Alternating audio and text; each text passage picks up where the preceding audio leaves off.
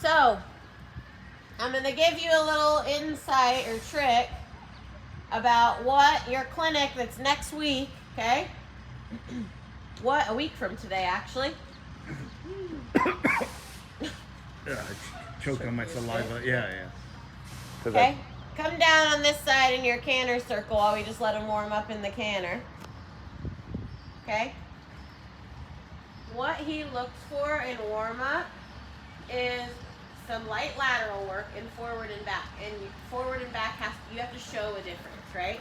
The more adjustable your horse is, the more options he understands that you have, right?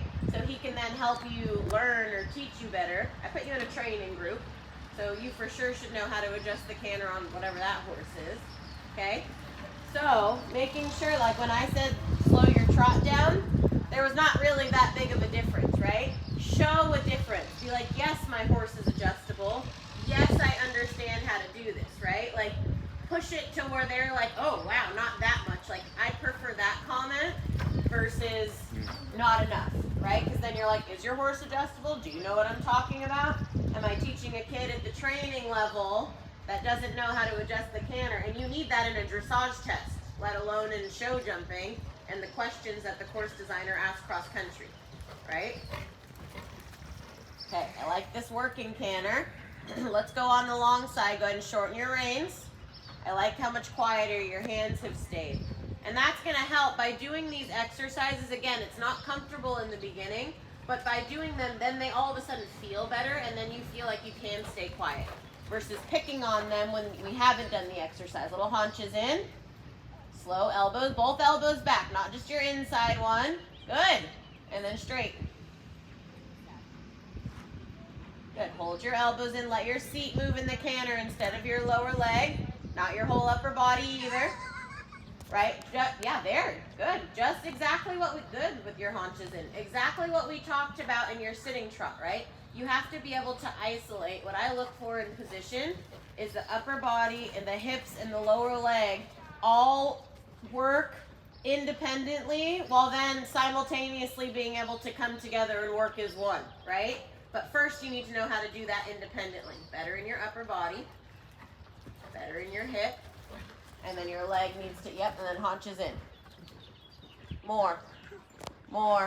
Sit back in your upper body.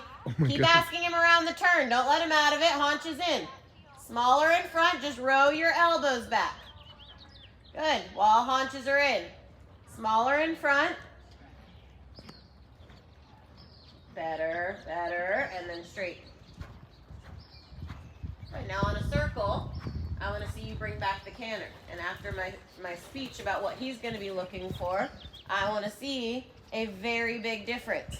Okay? So you need to be like, I'm not going to let him break. How does your body not let him break? And then he's going to yell at you for, what do we talk about, how they need to collect. They need to be straight. Okay? So if you only pull your inside rein, he's not gonna think that you understand that, right? If your horse is always falling out the outside. Good. The minute you touched your outside rein, you got half of the canter we had, and that's what we're looking for, right? I want to see a difference. I want to see that you're challenging your horse.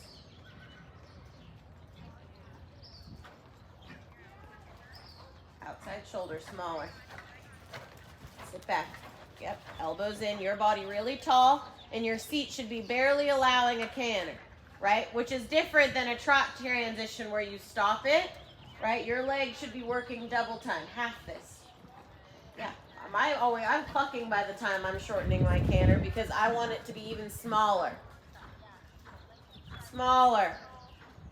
Yeah, make it feel uncomfortable for the both of you, right? Be like, oh God, smaller than this? Yeah, I'm serious. Smaller, not smaller circle. We're not flushing him. Smaller. Smaller.